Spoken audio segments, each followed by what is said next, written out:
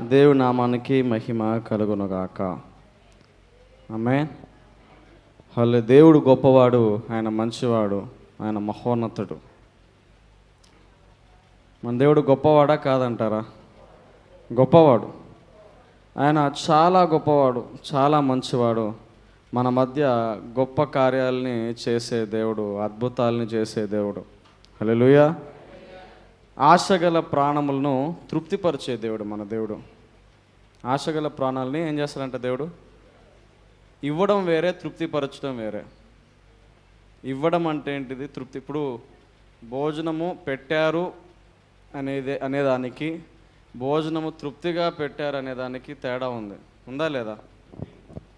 భోజనం చేశానని అంటే ఓకే, ఒక మాదిరి నేను ఏదో ఒక బాధ్యతగా భోజనం పెట్టారు అని అనుకుంటాం, కానీ తృప్తిగా భోజనం పెట్టారు అనేది వేరే.